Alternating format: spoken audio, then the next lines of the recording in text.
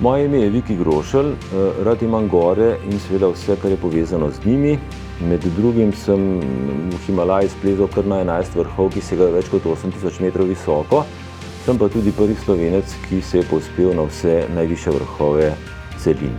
Rad bi vam pokazal, kaj vzamem s seboj na zimsko, recimo enodnevno turo, kaj so tiste najbolj pomembne in nujne stvari, ki jih je potrebno imeti s seboj in kako jih spraviš v tale udoben nahrbtnik.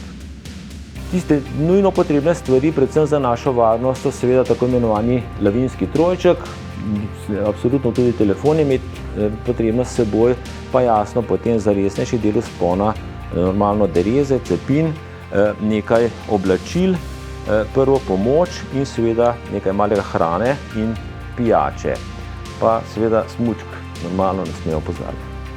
Na nahrbtniku bi mirno lahko rekli kar mali velikan, kljub temu, da je 32-litrski, se imenitno odpre zadaj, tako da lahko iz zadnje hrbtne strani pravzaprav čisto vse, kar imamo pred seboj, zložimo vanj. Na dno nahrbtnika ponavadi damo stvari, ki jih ne bomo takoj potrebovali. Tole je seveda puhasta bunda, zraven so potem še majica za preobleč. Zraven sodijo obvezno jasno rokavice, kapa, tudi ovratna ruta, nenazadnje to je vse zelo lahko, ampak nam lahko še kako prav pride. Prva pomoč je nujen obvezen sestavni del, saj tiste ključne stvari moramo imeti s seboj.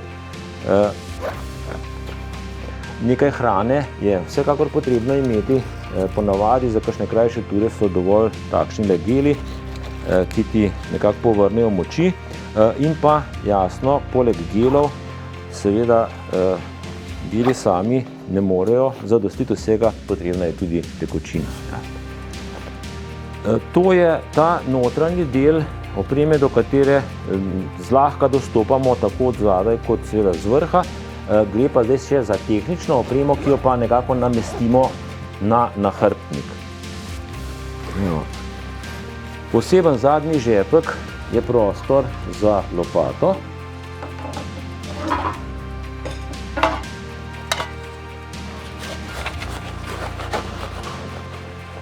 Seveda še dve zelo pomembni stvari, to je plazovna žolna, gre kar v pokrov nahrbtnika, no, zraven pa gre seveda jasno še telefon in pa kakšen dokument za identifikacijo oziroma še dodatno zaradi naše varnosti.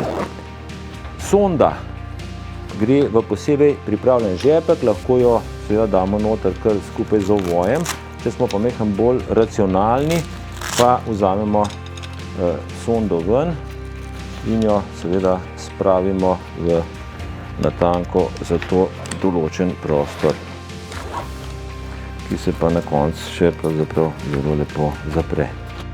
Ročaj od lopate, idealen prostor, ki ga zlahka takole pripnemo ob nahrbtnik in na drugi strani nepogrešljivo ledno kladivo oziroma cepin, ki ga zmontiramo na enak način.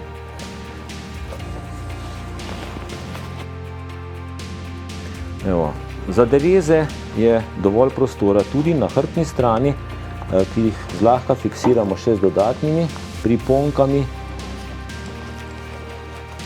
spodaj in zgoraj, tako da nam ne opletajo pretirano. Ostajajo nam samo še smuči. Sistem za smuči je, lahko rečem, zelo enostaven in več kot primeren. Spodnji del so posebne zanke, zgoraj pa ga pripnemo seveda spet s spremljači, še na drugo stran.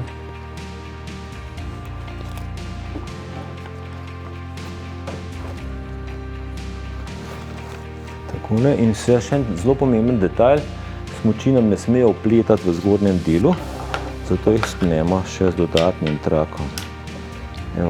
Stvar funkcionira tako, kot mora. Nahrbtnik si damo na ramena. Pomembno je, jasno, da si ga spredaj spnemo dvakrat, ne samo spodaj, ampak najprej ta zgornji del, da z njim zlahka lovimo ravnotežje. Še bolj pomemben pa je pravzaprav ta spodnji del, ne. Celotno težo nahrbtnika vselej nosimo na bokih, nikoli na ramenih, ne. Zato si tale oprijem okoli bokov naredimo nekoliko tesnejši, si ga prilagodimo in potem še dodatno zategnemo. Pravzaprav smo pripravljeni, potrebujemo samo še nujen pripomoček, ne samo za smučanje, ampak bolj kot ne tudi za hojo.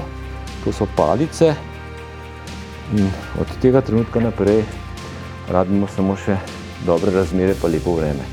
Pa srečno na pot.